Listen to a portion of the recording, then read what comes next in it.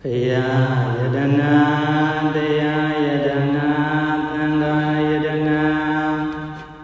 iyana myatambani dagwa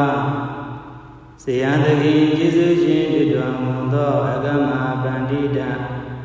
abhidisa maharata guru mugo sayado bayaji nyanda ajiman yue shigo buzo kumyo mansho rojayale Uzo wanda takesa garawa kudo kansidanada nyawuriya doja Mimindo lushi andanda edo Muhammadi mido nimando laga Dagangate iniya vido nimando laga Tadamaya gulida bude alaude doi shawya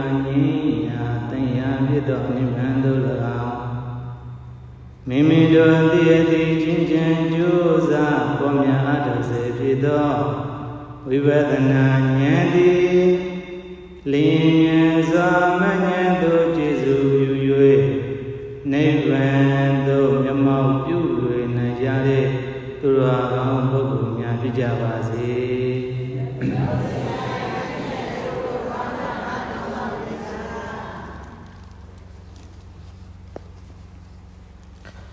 Ini Daganaro Nitamaya Chause Panaku Koza Dagre Dadumya Shise Maku Zamu Laviyo Panaye Karani Natamasam Kune Dizembana Leye Kamya Daya Nalajido Yani Shenshin Kagala Damayana Yanguna Jidaji Egumyo Lelohi Kiyo Anishi Tunyada Dhamma Mugo Vedana Dhamma Yedaji Dunhan Tunyada Dhamma Siyalo Viyaji Bunye Kanye Mijaye Dugo Kolong Bido Tiya Dhamma Myago Chinchan Josa Kwamya Ataw Nejado Yogi Bang Pura Bang Dua Deni Nyandi Bai Reza Dhammupa Chekando Tadi Yogiya Pisadaya Myago Tadi Lemalwa Jazine Sore Kaunsin Baby Rama Ondo Nyami Nya Jesus said Ojabi Machibare Yojiba Lemalwa Jazine no Tadi Lemalwa Jazine Idri Lemalo Jazine Udo Diana Doju, Bocha Mimana Jaja Dimi Uzambadama Landia Bashi Mudo Azindia Gomba Kandi Damloga the Venus of Yashi Buram Yachi Namo Dada Donji Yababu Shigo Rajava Muzo Amundo Yogi Bam Guravango Namo Tassa Bhagavato Arahato Samma Sambuddhassa Namo Tassa Bhagavato Arahato Samma Sambuddhassa Namo Tassa Bhagavato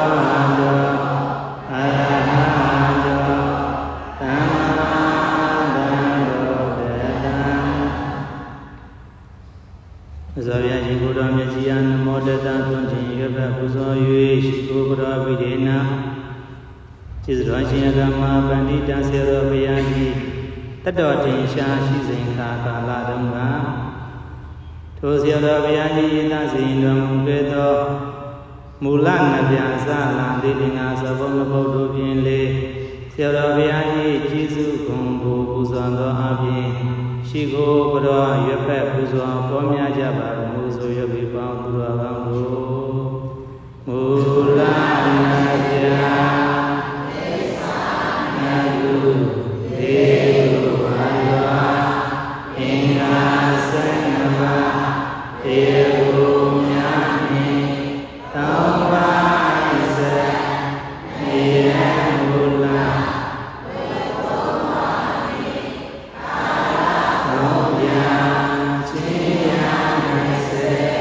ဒီဖြစ်တွေ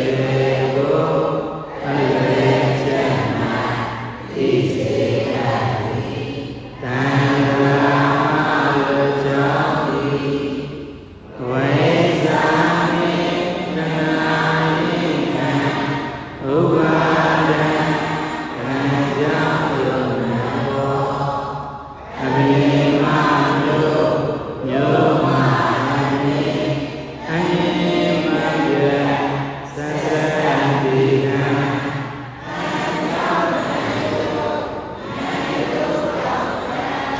အဘံတိကံနိယယောယမတ္တသာရိမြာတင်ရှားယူရင်စေပန်းစေအကြောင်းကြောင့်လူနဲ့များစွာတတဝါတို့ဖြစ်လာရမဟုတ်ဉာဏ်ဖြင့်ရှု၍တော်သာဓုသာဓုသာဓုမြတ်သောအရိယာပုဂ္ဂိုလ်ယူပြီးတော့မှတရားတော်ကိုရိုးသေးသေးလေးလေးစားစားပြီးနာကြားနိုင်ပါပြီ။ကဲစင်ပြီးတော့ထိုင်ပြီးတော့တရားနာကြ။ဒီနေ့အခုလိုမျိုးတရားဓမ္မတွေကိုကျင့်ကြံကြိုးစားပွားများအားထုတ်နေကြခြင်းသည်မိမိတို့တို့တော်တို့ခန္ဓာဝန်ဝိပါကဝဒုက္ခကြီးမှလွတ်မြောက်လို့ဒီစိတ်ဆန္ဒနဲ့လို့အရင်ဆုံးပုဂ္ဂိုလ်ကိုနှလုံးသွင်းထားရမယ်ခန္ဓာဝန်ဝိပါကဝဒုက္ခကြီးကလွတ်မြောက်ဖို့အတွက်ခန္ဓာဆိုတဲ့ဝန်ထုပ်ဝန်ပိုးရဝိပါကဝရဒုက္ခတရားရအချင်းချင်းလိုက်ရင်ပြောများတာတော့ဒုက္ခခက်သိကင်းရင်ဟာကိုရဖို့အဲ့ဒါကိုတရားစကားပြောမယ်ဆိုရင်နိဗ္ဗာန်ကိုရဖို့ကဲဒီနေ့တရားဓမ္မတွေကျင့်ကြံကြိုးစားပွားများအားထုတ်နေခြင်းသည်တရားကိုလိုခြင်းလို့လားနိဗ္ဗာန်ကိုလိုခြင်းလို့လားနိဗ္ဗာန်ကိုလိုခြင်းလို့ပါဗျာဟုတ်တယ်တရားဓမ္မတွေကျင့်ကြံကြိုးစားပွားများအားထုတ်တယ်ဆိုတာနိဗ္ဗာန်ကိုလိုခြင်းလို့ပဲဆိုတော့နိဗ္ဗာန်ကိုလိုခြင်းလေဆိုရင်တို့တော်ဟောတို့တွေဆုတောင်းနေရမှာလားတရားဓမ္မကြိုးစားအားထုတ်ရမှာလားဆုတောင်းနေုံနဲ့နိဗ္ဗာန်ကိုမရနိုင်ဘူးတရားတွေပေါ်တဲ့ပေါ်အောင်ညာတဲ့ညာအောင်တိုးတဲ့တိုးအောင်မကြိုးစားမှာလားကြိုးစားရမှာလားအဲ့ဒီတရားဓမ္မတွေကိုကြည်ကြံကြိုးစားပေါ်များအားထုတ်ပါမှတရားရမှာလားနိဗ္ဗာန်ရမှာလားနိဗ္ဗာန်ရနေနိဗ္ဗာန်လို့ရှိနေဆိုရင်မနဲ့အရာထဆုတောင်းနိဗ္ဗာန်မဖို့ရပါလို့ရှိပြီနိဗ္ဗာန်မဖို့ရပါလို့ရှိပြီလို့ဆုတောင်းနေုံနဲ့ရာယိုးထုံးစင်ရှိရလားနိဗ္ဗာန်လို့ရှိရင်တရားအားထုတ်ရမှာလားဝိပဿနာတရားအားထုတ်ရမှာလားနိဗ္ဗာန်လို့ရှိရင်ဝိပဿနာတရားအားထုတ်ရမယ်ပြောပါလို့ရှိရင်ဗာတရားအားထုတ်ရမယ်တရားပြောမယ်ဆိုရင်နိဗ္ဗာန်ကိုလို့ရှိရင်ပုဂ္ဂိုလ်တိုင်းကဝိပဿနာတရားလုပ်လို့ရမယ်ဝိပဿနာလုပ်လို့ရမှာလားလုပ်ရမှာလားဝိပဿနာလုပ်နေဆိုရင်တို့တော်ဟောတို့တွေတရားရှာတယ်မနေ့ကလည်းပြောပြီးပြီတရားရှာကိုမှတွေ့တရားရှာတယ်မှတွေ့တာလေတော့ဒီတော့နိဗ္ဗာန်လို့ရှိနေဆိုရင်တရားကြည့်ရမှာလားခန္ဓာကိုကြည့်ရမှာလေလားခန္ဓာကိုဆိုတာတရားစကားနဲ့ပါဠိစကားနဲ့စာစကားနဲ့ဓမ္မစကားနဲ့ပြောမယ်ဆိုရင်ခန္ဓာ၅ပါးခန္ဓာဘယ်နှပါးလဲတော့ခန္ဓာ၅ပါးပါလေပါလေယူပခန္ဓာဝိရမေခန္ဓာသိဉ္ဇခန္ဓာသင်္ခါရခန္ဓာဝိညာဉ်ခန္ဓာပြောစီပါလေတော့ယူပခန္ဓာဝိရမေခန္ဓာသိဉ္ဇခန္ဓာသင်္ခါရခန္ဓာဝိညာဉ်ခန္ဓာ၅ပါးခန္ဓာဘယ်နှပါးလဲတရားခန္ဓာလားမိမိတို့ရဲ့အသေးအသေးကိုယ်စီပိုင်ဆိုင်ထားတဲ့ခန္ဓာလား မိမိတို့ကိုယ်စီခက်ပိုင်ဆိုင်ထားတဲ့ခန္ဓာရှားကြည့်ရမှာလားကိုယ်ခန္ဓာကိုကြည့်ရမှာလေလားဘာလို့ရှိရင်နိဗ္ဗာန်ကိုရှိရင်ရှားကြည့်ရမှာလားဉာဏ်ကြည့်ရမှာလားဘာလို့ကြည့်ရမှာလဲလို့မေးရင်တရားခန္ဓာကိုယ်ပိုင်ခန္ဓာကိုယ်ပိုင်ခန္ဓာကဘယ်နှပါပြောကြည့်ပါဦးယူပဲတေနခန္ဓာဝိညာဉ်ခန္ဓာဝိညာဉ်ခန္ဓာခန္ဓာဘယ်နှပါအဲဒီခန္ဓာ၅ပါးကိုအကြည့်ခံမဲ့တရားအကြည့်ခံမဲ့တရားဒါလည်းပြောမယ်ဆိုရင်အရှုခံတရားဘာတရားလဲနော်ခန္ဓာ၅ပါးကိုဘာလို့မှတ်ရမှာလဲဆိုရင်အရှုခံတရားပြောဘာတရားလဲနော်အရှုခံတရားဘယ်လိုပါရှိလာလဲအရှုခံတရားခန္ဓာ၅ပါးအရှုခံတရားခန္ဓာဘယ်နှပါအဲ့ဒီအရှုခံတရားခန္ဓာ၅ပါးကိုအရှုဉာဏ်တရား၅ပါးနဲ့ကြည့်ရမယ်တဲ့အရှုဉာဏ်တရားကလည်းဘယ်နှပါလဲနော်သမ္မာဒိဋ္ဌိသမ္မာသင်္ကပ္ပသမ္မာဝါယမသမ္မာတတိသမ္မာသမာဓိအပညာမဲ့ခင်တစ်ပါးရဲ့သမာဓိမဲ့ခင်၃ပါးရဲ့ပေါင်း၅ပါးကိုအရှုဉာဏ်တရားဘာတရားလဲတော့အဲ့ဒါတော့အခြေအနေရမလို့ဘယ်မှာစတဲ့တစ်ဖက်ပဲရတာဉာဏ်လို့ပြောလိုက်နော်ဒါ၅ပါးဉာဏ်မှာလေးပဲဘယ်နှပါ၅ပါးအရှုခံတရားကလည်းပဲ၅ပါးအရှုဉာဏ်တရားကလည်းပဲ၅ပါးပြောကြည့်အရှုခံတရားကလည်းပဲ၅ပါးအရှုဉာဏ်တရားကလည်းပဲ၅ပါးဒါပေမဲ့လို့အရှုခံတရား၅ပါးကိုတပြိုင်တည်းပေါ်လာတာမဟုတ်ဘူးအရှုခံတရား၅ပါးကတပြိုင်တည်းပေါ်လာတာဟုတ်ရဲ့လားမဟုတ်ဘူးဝိပဿနာပွိုင်လေးပေါ်မယ်ဝေဒနာတညာသင်္ခါရဝိညာဉ်ခန္ဓာ၅ပါးတဘာဘာပေါ်နေမှာပဲခန္ဓာ၅ပါးလုံးတပြိုင်တည်းပေါ်ရိုးထုံးစံမရှိဘူးအများကြီးပေါ်ရိုးထုံးစံမရှိဘူးတစိတ်တည်းစိတ်ဆိုရင်တစိတ်တည်းပေါ်မယ်အဲစိတ်တစိတ်တည်းဖြစ်ပြီးရင်အဲ့ဒီတစိတ်တည်းပြတ်သွားမယ်ပြတ်ပြီးရင်နောက်တစ်ခါတစိတ်ကအစားထိုးမယ်ဥပမာဆိုပါစို့ဗျာတောခြင်းတွေစိတ်ဖြစ်တယ်တောခြင်းနေတယ်တောခြင်းနေတယ်တောခြင်းနေတယ်တောခြင်းနေတဲ့စိတ်က3မိနစ်5မိနစ်ထက်ပိုမဖြစ်တော့ဘူးအဲ့ဒါအလွန်အကျွံကိုပြောပြတာနားလည်အောင်ပဲပြောပြတာရှိတယ်တကယ်ကအခုဖြစ်ပြီးရင်အခုပြတ်တတ်တဲ့သဘောရှိတယ်ဟုတ်ကဲ့လားဒါကြောင့်မို့လို့အရှုခံတရားဒီဝိညာဉ်တရားခန္ဓာ၅ပါးဒီစိတ်ဆိုတာလေးပဲတောခြင်းတွေစိတ်ဖြစ်ပြီးရင်စားခြင်းတွေစိတ်ဖြစ်ရင်ဖြစ်မယ်အိတ်ခြင်းတွေစိတ်ဖြစ်ရင်ဖြစ်မယ်လာခြင်းတွေစိတ်ဖြစ်ရင်ဖြစ်မယ်တီဗီကြည့်ခြင်းတွေစိတ်ဖြစ်ရင်ဖြစ်မယ်တငယ်ချင်းနဲ့ပြောခြင်းတွေစိတ်ဖြစ်ရင်ဖြစ်မယ်လမ်းလျှောက်ခြင်းတွေစိတ်ဖြစ်ရင်ဖြစ်မယ်တခုမဟုတ်တခုမဖြစ်နေမှာလားဖြစ်နေမှာလားအဲ့ဒါတရားတရားလားအရှုခံတရားလားအရှုခံတရားကမပြောင်းလဲနေတာလားပြောင်းလဲနေတာလားအပြောင်းလဲနေတာတွေကိုအရှုဉာဏ်တရားနဲ့လိုက်ပြီးတော့မှမှတ်နေဖို့သိနေဖို့မလိုတာလားလိုတာလားအဲ့ဒီခါကျမှတရားကိုရမှာလားအင်းကြီးရာကိုရမှာလားအင်းကြီးရာဆိုတာတိုက်ရိုက်ပြောမယ်ဆိုရင်တရားလားနိဗ္ဗာန်လားအဲ့ဒီနိဗ္ဗာန်အင်းကြီးရာကိုရဖို့အတွက်ကိုအရှုဉာဏ်နဲ့အရှုခံကိုက်နေဖို့လိုတယ်တဲ့တနည်းအားဖြင့်ပြောမယ်ဆိုရင်တတိထားဖို့လိုတယ်တဲ့အမြဲတမ်းဖြစ်တမ်းအာယုံပေါ်မှာပွာလာတဲ့အာယုံတိုင်းမှာပွာလာတဲ့အာယုံတိုင်းမှာတတိလက်မလွဲဖို့အရေးကြီးတယ်တဲ့တတိလက်လွဲရမှာလားတတိလက်မလွဲပဲနေရမှာတဲ့လားတတိလက်မလွဲပဲနေရမယ်တဲ့အဲ့လိုမျိုးတတိလက်မလွဲပဲနေပါမှတို့တော်ကောင်းတို့တွေတရားရမှာလားနိဗ္ဗာန်ရမှာတဲ့လားခဏတစ်ဖြုတ်တတိရနေမှာလားအမြဲထာဝရတတိရနေရမှာလားပေါ်လာတဲ့အာယုန်တိုင်းမှာအမြဲတမ်းတတိမရနေရမှာလားတတိရနေရမှာလားအမြဲတမ်းတတိမထားနေရမှာလားတတိထားနေရမှာလားပေါ်တိုင်းဒီအာယုန်လေးပေါ်တဲ့အာယုန်ကိုပေါ်နေတယ်လို့လိုက်ပြီးတော့မှမှတ်နေရမှာလားမှတ်နေရမှာလားအဲ့လိုမျိုးအမြဲတစေမှတ်နေတယ်ဉာဏ်အားကောင်းပြီးမှတ်နေတယ်ဝိရိယစိုက်ပြီးမှတ်နေတယ်ဆိုတာကို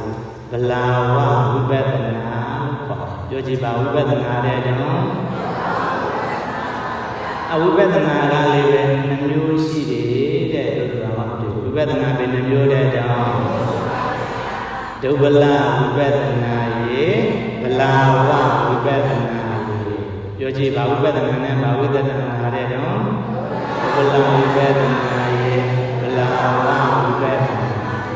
ဒုဗလဝိပဿနာဆိုတာကအာနေတဲ့ဝိပဿနာပြောဘာဝိပဿနာတဲ့တောင်ဗလာဝဝိပဿနာကြတော့အာကြီးတဲ့ဝိပဿနာဗလာဝဝိပဿနာကဘာဝိပဿနာလဲတော့အဲဆိုအာနေတဲ့ဝိပဿနာရေအာကြီးတဲ့ဝိပဿနာရေလို့ဝိပဿနာနှမျိုးမရှိတာလားရှိတာလားအာနေတဲ့ဝိပဿနာဆိုတာကခန္ဓာကိုခန္ဓာမှန်လေးမသိဘူးရုပ်ကိုရုပ်မှန်လေးမသိဘူးနာမ်ကိုနာမ်မှန်လေးမသိဘူးဒီတရားတွေကိုအားထုတ်နေဆိုရင်ဒိဋ္ဌိတွေဝိသိကိစ္စတွေကိလေသာတရားတွေကိုပေပါထားရအောင်မှန်လေးမသိဘူးအဲ့လိုမျိုးမသိပေနဲ့သူများကထွက်လေဝင်လေရှုထွက်လေဝင်လေမဲ့ဆိုရင်ထွက်လေဝင်လေမဲ့ထွက်လေဝင်လေရှုမှတ်နေတာအရှိကလုပ်ငန်းစဉ်တွေပေထားရမယ့်အားတွေခွာထားရမယ့်တရားတွေတိထားရမယ့်တရားတွေကိုကြိုတင်ပြီးတော့လည်းမသိဘူးပေထားရမယ့်တရားတွေကိုကြိုတင်ပြီးတော့လည်းမပေထားဘူးပြုပြင်ထားတဲ့အရာတွေကိုကြိုတင်ပြီးတော့မပြုပြင်ထားဘူးအဲ့ဒီလိုမျိုးတွေကိလေသာတွေနဲ့ရောထွေးပြီးတော့တရားအားထုတ်တာဝိပဿနာလုပ်တာကိုအာနေတဲ့ဝိပဿနာလို့ခေါ်တယ်ပြောပါလို့ဝိပဿနာခေါ်တာအာနေတဲ့ဝိပဿနာအရှိကကြိုတင်ပြင်ဆင်ထားရမယ့်တရားတွေရှိတယ်တရားအားထုတ်နေမှာယုတ်တရားတွေနံတရားတွေခန္ဓာတွေဖြစ်မှုပြတ်မှုသဘောတရားတွေဒိဋ္ဌိသဘောတရားတွေဝိသိကိစ္စသဘောတရားတွေကြိုးတင်ပြီးတော့မှသိထားရမယ်လေမသိထားမှာလားသိထားရမှာလေလားအဲ့ဒီလိုမျိုးသိထားပြီးတော့မှအဲ့ဒီတရားတွေကိုအသိဉာဏ်နဲ့ခေါ်ပြီးပေထားပြီးမှကျင့်ကြံလေးကြိုးစားလေးပွားများလေးဝိပဿနာကိုကြာတော့ဗလာဝဝိပဿနာအာကြီးတဲ့ဝိပဿနာပြောပါဝိပဿနာတဲ့တော့အဲဆိုရင်ဘုရားတို့ကငါတို့တွေယောဂီတို့ကဝိပဿနာတရားထုတ်နေတဲ့ယောဂီတွေဖြစ်တဲ့အတွက်ကြောင့်ရှေ့ကယုတ်ကိုလေးယုတ်မှန်မသိထားမှာလားသိထားရမှာလားနာမ်ကိုလေးနာမ်မှန်မသိထားမှာလားသိထားရမှာလားပညာတရားတွေပရမတ်တရားတွေကိုမခွဲခြားထားမှာလားခွဲခြားထားရမှာလားတရားနဲ့လားအတိနဲ့လားအတိနဲ့ကြိုးတင်ပြီးတော့မှခွဲထားရမယ်ပတ်ထားရမယ်ပြင်ဆင်ထားရမယ်တဲ့ဒါကြောင့်မို့လို့ဒီနေ့တရားအားထုတ်မှုကိုခန္ဓာ၅ပါးကိုတရားအားထုတ်ရမယ်ခန္ဓာ၅ပါးကိုရှုမှတ်ရမယ်လို့မပြောခဲ့တာလားပြောခဲ့တာလားအဲ့ဒီခန္ဓာ၅ပါးကဒုက္ခဘောဓတုတွေ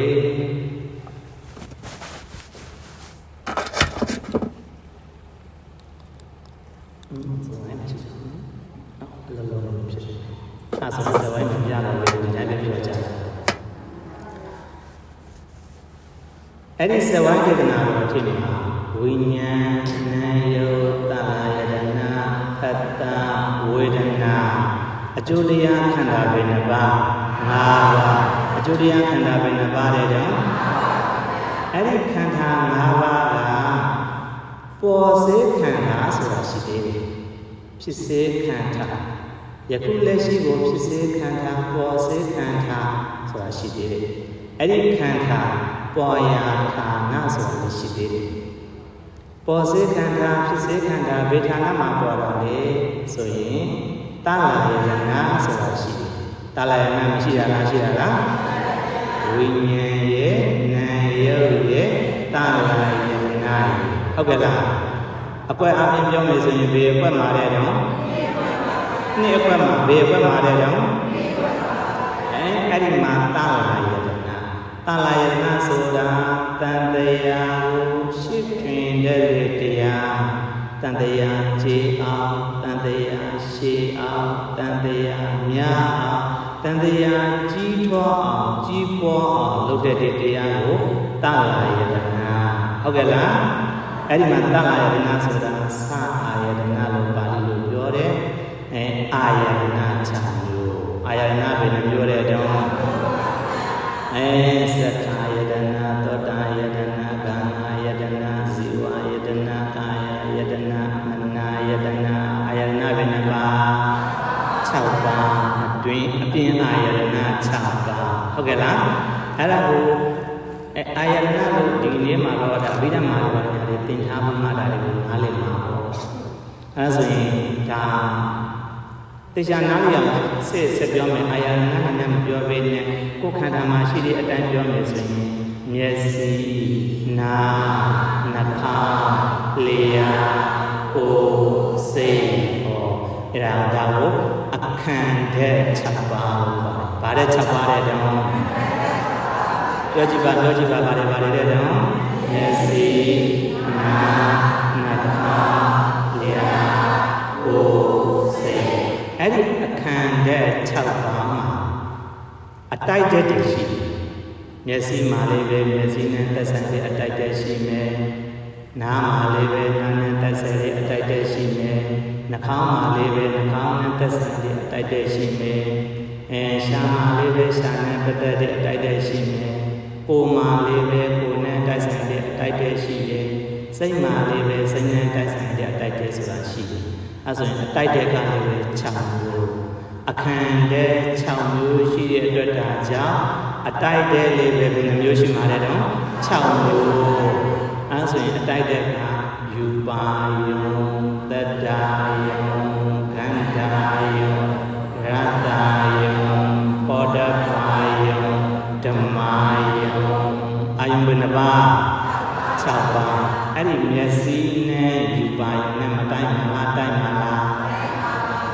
နာနဲ့တတ္တာယုံနဲ့မတိုင်းမှာလားတိုင်းမှာလား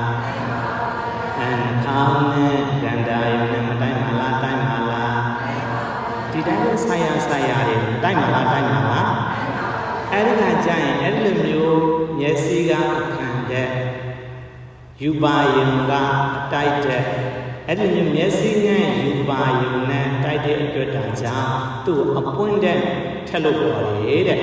အဲ့ဒါကိုကြာတော့မြင်သေးစိတ်အဲ့ဒါစိတ်တဲ့တော့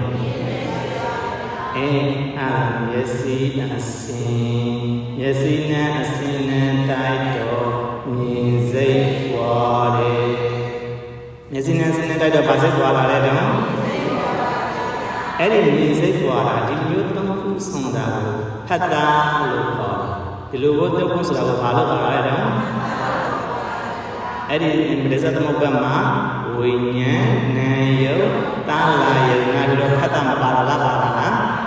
အဲ့ဒီဖတ်တာပေါ်လာခုမှသုံးပါးဆောင်မှဘာဖြစ်တာလဲတော့ဖတ်တာဖြစ်တယ်မျက်စိရဲ့အစင်းရဲ့တိုက်တော်မြင်စိတ်ပွားတယ်မြင်စိတ်ပွားတာကိုတွေ့ကြရလို့ဒါသုံးပါးဆောင်တာကိုဖတ်တာကိုခေါ်တယ်စဉ်းစားပြတာနော်ပြီးတော့မှဝေဒနာဆိုတာဖြစ်တယ်ဝေဒနာဆိုတာမဖြစ်မှာလားဖြစ်မှာလားအဲ့ဒါကိုတည်တည်ရှိရှိနားလည်အောင်ပြောမယ်ဆိုရင်ဥပမာဖက်ကလေးကိုမြင်ရတာဖက်ကလေးကိုလူသားတွေယောဂီတို့ရဲ့မျက်လုံးနဲ့မြင်ရတာအဲ့ဒီယောဂီတို့သူတော်ရဲ့မျက်လုံးနဲ့ဒီကအစင်းဖက်ကလေးနဲ့တိုက်လိုက်ကိုမြင်စိတ်ပေါ်နားလည်ရလားသူတော်ရဲ့မျက်လုံးနဲ့ဒီဖက်ကလေးနဲ့မမြင်ရဘူးဆိုရင်မြင်စိတ်ပေါ်ပါမလားဒီဖက်ကလေးကဘာအရာလေးလဲဆိုကိုကြိုက်တဲ့အရာလေးဆိုရင်အဲ့ဒီအရာလေးပေါ်မှာကောင်းလိုက်တာဒီအရာလေးမှာကြိုက်တာပဲငါလူရှင်လိုက်တာတဏှာကဆက်ပြီးတော့ပေါ်လာဝေဒနာဖြစ်ပြီးမှပါပေါ်လာတာလေတော့တဏှာပေါ်တဏှာကြတော့ဘယ်ဘက်ကိုရောက်သွားပြီသုံးဘက်ကိုရောက်သွားပြီအဲဆိုရင်နှစ်အကွက်နဲ့သုံးအကွက်နဲ့တွေ့တော့ နှစ်ကွန်းနဲ့သုံးကွန်းနဲ့ဖြစ်တော့တွေးတော့အဲ့ဒါဆိုရင်တန်တရားရှိကြဒါကြောင့်မို့လို့မျက်လုံးက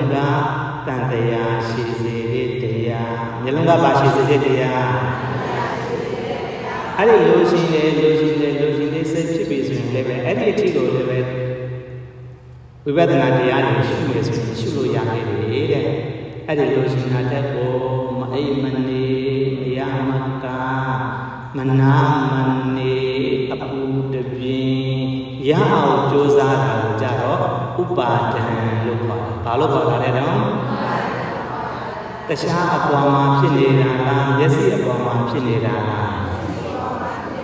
အဲ့ဒါကိုမျက်စိပဋိစ္စသမုပ္ပါပြောကြည့်ပါပဋိစ္စသမုပ္ပါအဲ့လိုမျိုးဖြစ်နေခြင်းဒီတတိထားမင်းလို့လားတတိမထားမင်းလို့လားမျက်လုံးပေါ်မှာတတိမထားမင်းလို့မျက်လုံးပေါ်မှာတတိမထားမင်းပဲနဲ့မျက်လုံးကြည့်လိုက်တယ်ကြည့်လိုက်တော့ကိုလိုချင်တဲ့အရာလေးအစင်းလေးတစ်ခုကိုမြင်တယ်တွေ့တဲ့အချိန်မှာတွေ့တယ်လို့တတိထားလိုက်ရင်အဲ့ဒီတွေ့တဲ့စိတ်လေးကပြောင်းပြီးတော့မှတခြားခြားတဲ့စိတ်တွေပေါ်ရင်ပေါ်လာမယ်နာတဲ့စိတ်တွေပေါ်ရင်ပေါ်လာမယ်တခုမဟုတ်ဘူးမပေါ်မှာလားပေါ်မှာလားအဲ့ဒါယူပါယုံတွေရုပ်တရားတွေပြောင်းလဲထောက်ပြန်တဲ့သဘာဝဓမ္မပဲအဲ့လိုမျိုးမမှတ်ပါပဲနဲ့ပြောင်းလဲထောက်ပြန်မှုမရှိဘဲနဲ့ငါလိုချင်လိုက်တာလို့လိုချင်တဲ့စိတ်တဏှာဖြစ်ပြီးတော့မှမရမကရအောင်ကြွကြံကြိုးစားပွားများအောင်ဆွေးလန်းနေတာကြတော့ဥပဒံလို့ဖြစ်တော့ပြီအဲ့ဒီအထိကိုဝိပဿနာတရားလိုက်မယ်ဆိုရင်တော့လိုက်လို့ရသေးတယ်အဲ့လိုအထိကိုတတိမထားပြီးပဲနဲ့ရအောင်ကာယကံမှုတွေကြိုးစားတယ်မရအောင်တော့တယ်မရအောင်လုပ်တယ်ဖုံးဆဲပြီးတော့မှပြောတယ်အဲ့လိုရှိနေစေခဏခဏဖြစ်ပြီးတော့မှအနာဂတ်လူတွေကိုပူစားတယ်အဲ့ဒါကြတော့ကံမာဘဝဘာဘဝလဲတော့တခြားဘဝမှာသုံးဘဝမှာအဲ့ဒီတဏှာဥပါဒံကံအကြောင်းတရားတွေကိုဆက်သွားတာလားဆက်သွားတာလားအကြောင်းတရားတွေကိုဆက်သွားတာလားဆက်သွားတာလားတဏှာရေဥပါဒံရေကံမာဘဝရေအကြောင်းတရားဒီနှမျိုးသုံးမျိုးဒီဘက်မှာတဲ့တော့နံပါတ်3ဘက်မှာဟုတ်တယ်3ဘက်မှာပဲ3ဘက်ကတရားတရားလားအကြောင်းတရားလားအကျိုးတရားလားအကြောင်းတရားလားအဲ့ဒီကံမဘဝဖြစ်တော့ပြီးဆိုရင်ဘယ်လိုမှတရားရှိလို့မရဘူးတရားမှလို့မရဘူးဘလောက်ပဲတမာတိတွေအားကောင်းအဲ့ဒီပုဂ္ဂိုလ်တရားအားထုတ်လို့မရဘူးတရားရတော့မှလားအကျိုးတရားရတော့မှလားအကျိုးတရားကတရားလားဇာတိလားဒီအကွက်ကိုပူသွားတာလေးအကွက်ကိုပူသွားတာပြောကြည့်ဘေးအကွက်ကိုပူသွားတာတဲ့တော့လေးဘက်မှာဇာတိရပြီဆိုရင်ဇရာမရဏနောက်ကမတန်းမှာမတန်းမှာလားဩဇာတိဇရာမရဏဩနိဗ္ဗာန်ကိုလိုချင်တဲ့ပုဂ္ဂိုလ်ကဒီနေရာမှာဒီဝေဒနာပေါ်မှာဒီဝေဒနာနဲ့တဏှာကြားမှာဖြတ်နိုင်ဘူးဆိုရင်တခြားနဘဝနောက်ခံထားတန်တရားမလေးမလားလေးမလားအဲဆိုရင်နိဗ္ဗာန်ကိုရနိုင်ပါအောင်မလားရှားမရှိကြလို့လားဉာဏ်မရှိကြလို့လားအာလေးနေတာတန်တရားလေးနေတာတနည်းအားဖြင့်ပြောမယ်ဆိုရင်တခြားလေးနေတာလို့ပြောမှာလားဒိသသမုပ္ပါလေးနေတာလို့ပြောမှာလားဘေးထဲမှာလေးနေတာမျက်လုံးထဲမှာလေးနေတာဒါဝင်မျက်လုံးပဋိစ္စသမုပ္ပါပြောပါပဋိစ္စသမုပ္ပါတဲ့တော့ထိုနေ့တိုင်းပဲနာနဲ့လေးကိုမိမိတို့အတီးအတီးကြိုက်နေတဲ့အတန်တွေမကြားတာလားကြားတာလားကိုကြိုက်တဲ့သရှင်လေးတွေအလံတွေကဖွင့်ထားတယ်ဒါမှမဟုတ်တခြားတရင်ကဖွင့်ထားတယ်ဆိုရင်ဟောငါကြိုက်တဲ့သရှင်လေးပဲကာရပြီးတော့သရှင်နားမှာလားနားထောင်တာလားဈေးတော့တာဈေးမရောက်ဘူးနဲ့အဲ့ဒီသရှင်နားမထောင်နေတာလားနားထောင်နေတာလားနားထဲမှာဘာဖြစ်နေတာဒေသသမုပ္ပါစနားထဲမှာဘာဖြစ်နေတာတရားရှိလို့လားတတိတရားမရှိလို့လားတတိမရှိလို့လားဒါကြောင့်မို့ယောဂီသူတော်ကောင်းတို့ကဒီနေ့တရားဓမ္မကိုကြည်ကြံကြိုးစားပွားများအားထုတ်နေကြတဲ့ယောဂီတွေက ဖြစ်တိုင်းဖြစ်တိုင်းမြင်တိုင်းမြင်တိုင်းကြားတိုင်းကြားတိုင်းနားတိုင်းနားတိုင်းဒီအာယုံ၅ပါးသဘောတရားတွေအပေါ်မှာတတိမထားရမှာလားတတိထားမှာလားမြင်တာကိုမြင်တယ်လို့ရှိလိုက်ရင်မြင်တဲ့စိတ်လောဘတဏှာတွေမဖြစ်တော့ဘူးဟုတ်ကဲ့လားကြားတာကိုကြားတယ်လို့ရှုမှတ်နိုင်ကြားတယ်နားအာယုံနားထဲမှာကြားတဲ့စိတ်ကနေလောဘအာယုံဖြစ်တော့ဟုတ်ကဲ့လားဒီတော့တန်တရား၄ပါးမလားတတိထားလို့ဆိုရင်တန်တရားမလေးဘူးတတိမထားဘူးဆိုရင်တန်တရားမလေးမလားလေးမလားအဲ့ဒါမျက်လုံးအာယုံမျက်စိနားနှာခေါင်းလျှာကိုယ်စိတ်ဒီအခန်းတဲ့6ပါးမှာမိတွေလောင်နေတယ်လို့ဘုရားကပြောတယ်လောဘဆိုတာလေးကိလေသာမိဥပါဒံဆိုတာလေးကိလေသာမိဒီတရားတွေကခင်မင်စရာမဟုတ်ဘူးတွေ့တာစရာမဟုတ်ဘူးလို့အဝိဇ္ဇာကလှည့်ပြားပြီးတော့မှအမှန်ကိုအမှန်တိုင်းမသိအောင်ဖုံးလွှမ်းထားတဲ့အဝိဇ္ဇာဆိုတဲ့မောဟဆိုတဲ့ကိလေသာမိအေးဖြစ်ပေါ်လာတဲ့အကျိုးတရားတွေကအကြောင်းတရားတွေကြောင့်ဖြစ်တာပါလို့တည်တည်ရှာရှာအကြောင်းတရားကိုမသိတဲ့ဝိဇိကိစ္စဆိုတဲ့မိဒီကိလေသာမိတွေကမျက်လုံးထဲမှာလောင်နေတယ်တဲ့မိတွေကဒီမှာလောင်နေတာတဲ့တော့မျက်လုံးထဲမြင်းကြီးပြောင်းမိတွေတောင်း၍လောင်မိငင်းအောင်ဘလို့တဲ့မြင်တယ်မှတ်တော်ပညာထင်ပရမေယုံနံမြင်ယုံနံမြင်တော်ငါမဆွေအေရာနိဗ္ဗာန်ပဲမျက်လုံးထဲမှာကိလေသာမီးတွေလောင်နေတယ်တဲ့အဲ့ဒီကိလေသာမီးလောင်ခွင့်မရမြင်တယ်လို့စိတ်လေးကပဲတတိတရားနဲ့မှတ်ပါတဲ့အဲ့ဒီတတိတရားလက်ကင်ထားမယ်ဆိုရင်အဲ့ဒီမျက်လုံးထဲမှာလောဘဆိုတဲ့မိလေးလောဘဆိုတဲ့မိလေးပြမလာတော့ဘူးလောဘကိုမရလို့အဲ့ဒီမြင်တဲ့အာယုံကိုမရလို့ဒေါသဆိုတဲ့မိလေးဖြစ်မလာတော့ဘူးမောဟဆိုတဲ့မိလေးဖြစ်မလာတော့ဘူးကိလေသာမိတွေမဖြစ်လာတော့ဘူးဆိုရင်အင်းကြီးတဲ့သဘာဝတည်းကိုခံစားရမယ်တဲ့ဒီလိုတော့ပြောတာအဲ့လိုမျိုးအင်းကြီးတဲ့သဘာဝတည်းကိုခံစားနိုင်ပြီဆိုရင်အဲ့ဒါအရှားပေါ်တာမဟုတ်ဘူးအငြိမ့်တဲ့နိဗ္ဗာန်ကိုရဖို့လမ်းစဉ်အစပဲလို့ရှေ့သူတော်ကောင်းကြီးတွေကမပြောတာလားပြောတာလားဒီတော့မျက်လုံးထဲမှာမီးမလာအောင်တတိမထားရမှာလားထားရမှာလားအဲဒါကိုဘုရားမြတ်စွာဘုရားအပ္ပမဒေနဘိက္ခဝေတံပါတိထာအပ္ပမဒေနဘိက္ခဝေတရားဓမ္မတွေကိုကျင့်ကြံကြိုးစားအားထုတ်နေကြတဲ့စိတ္တတို့မမေးမလျှော့မပေါ်မစပဲနေကြပါလို့မမခဲ့တာလားမခဲ့တာလားကျေးဇူးတော်ရှင်အကမဟာပဏိတဘုရားဆရာတော်ဘုရားကြီးကအကျဉ်းပေါင်းနေမတွက်နိုင်အောင်ဟောတဲ့အချိန်မှာတတိရှိရှာစစ်စစ်ပြီးတော့မှဘုရားဟောတဲ့အချိန်အတွက်ကိုတတိရှိရှာဟောခဲ့တယ်ဟုတ်ကဲ့လားဒါကြောင့်မို့တတိတရားလက်မလွတ်အောင်မကြိုးစားရမှာလားကြိုးစားရမှာလားတရားဓမ္မတွေကိုကျင့်ကြံကြိုးစားပွားများအားထုတ်နေတဲ့ပုဂ္ဂိုလ်တိုင်းကတတိလက်လွတ်လို့ဖြစ်ပါမလားတတိလက်မလွတ်ရအောင်ကြိုးစားရမှာလားကြိုးစားရမှာလားတော်ရခဏတိုင်းလှန်ရခဏတိုင်းပြောရခဏတိုင်း